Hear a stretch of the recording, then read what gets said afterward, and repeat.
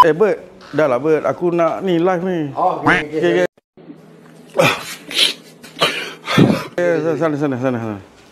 Salam tracker dan salam pada follower. Bos Syamina hari ada satu lagi kenderaan iaitu Ford Ranger T8Y Truck.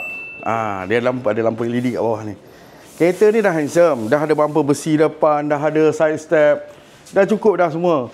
So, owner ni dia datang jumpa Bos Syam, dia cakap apa boleh mengaurakan kereta dia dan apakah body kit yang terbaru 2025. So kalau korang nak tahu apa dia body kit dia nak masuk dan siapa owner ni dan dia bisnes apa, layan video ni. Tunggu dah lihat kewujudan dia, aura ke tak aura. Alright.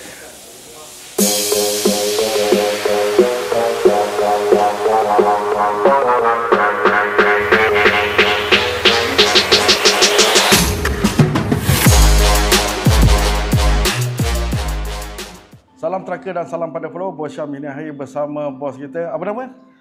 Faiz Okey, Faiz dia tak sabar nak tengok kereta dia. Daripada Ford Ranger T8Y Truck kepada F150 2025 yang terbaru. Betul tak Faiz? Betul. Dengar cerita Faiz ada buat bisnes. Bisnes apa tu? Saya jual ayam segar yang dah siap diproses. Nama kedai tu di Lunas Jaya. Dekat area mana? Dekat Jalan Kebun, Shah Alam. Jalan Kebun Shah Alam. Kalau tekan Waze tu boleh di Lunas Jaya sampai? Di Lunas Jaya, Shah Alam akan sampai yang dekat Shah Alam punya. Kalau yang dekat Seri Gambut punya, type Seri Gambut Bukit Naga. Nanti sampailah.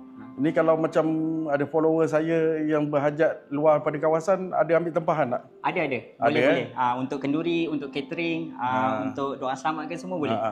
Jom untuk follower Bos Syam, jom support sahabat kita ni. Kalau ada kenduri, ada apa-apa acara, boleh order ayam dengan dia. So kita tunjuk kereta, tengok siap kan? Aura tak aura kan? Okay, jom kita masuk.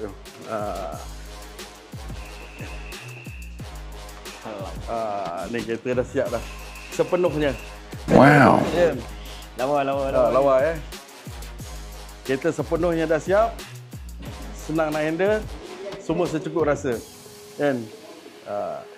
So pada kawan-kawan kita di luar sana, kalau nak tengok kereta ni air tangan Bos Syam, lebih dekat boleh datang di Lunas Jaya boleh tengok depan-depan kan. Okey, right. So boleh kata-kata supported dengan kawan-kawan kita kat luar sana. Saya tengok daripada finishing ni semua memang cantik, memang clean, solid. Lepas tu ni tak sabar ni nak bawa ni. Dah tak sabar dah nak bawa. Memang cantik sangat-sangat ni. Cantik sangat-sangat. Terima kasih bos support Bos Syam, rezeki bagi sama rata Awak tolong saya tolong awak. Jom follow Bos Syam, support kawan kita ni. So ni ada buah tangan sikit untuk awak. So apa-apa pun pancarkan aura bersama Bos Syam. Alright.